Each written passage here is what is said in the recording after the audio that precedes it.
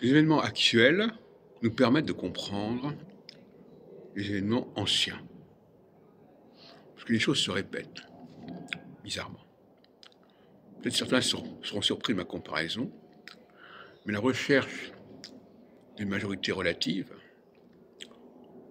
pour élire le président de la République, président de l'autorité de l'Assemblée nationale, ou pour trouver un Premier ministre, elle rejoint la problématique qu'avait eue Jésus à l'époque, dans son temps. Il voulait trouver une formulation qui puisse convenir aussi bien aux Judéens qu'aux Israélites. C'est un petit peu la conclusion qui ressort, d'une certaine manière, de notre dernier café philo de ce mercredi. Nous avons besoin d'exemples précis pour comprendre les périodes anciennes.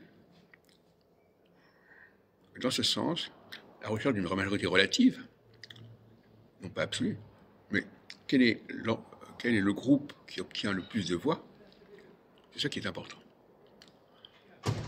Et Jésus a voulu obtenir ce genre de résultat, proposant une plateforme nouvelle qui puisse être acceptée à la fois par les Judéens et par les Israélites.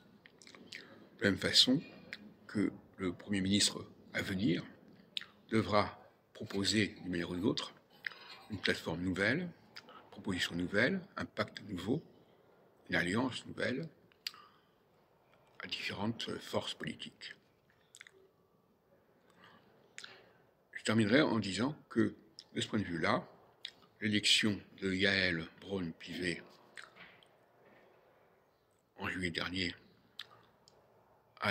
au perchoir, à la présidence de l'Assemblée nationale, aura montré qu'il y avait une majorité relative supérieure à celle constituée par le Front populaire, le nouveau Front populaire. Et ça a été un échec majeur, dont on ne parle plus actuellement. Mais ça a été un échec. Ça montrait que, parce que finalement, toute la question est là. Quelle est la majorité relative qui va l'emporter? Qui va obtenir la majorité relative? Non pas la majorité absolue, mais la majorité relative. Parce que c'est ça qui donne la légitimité.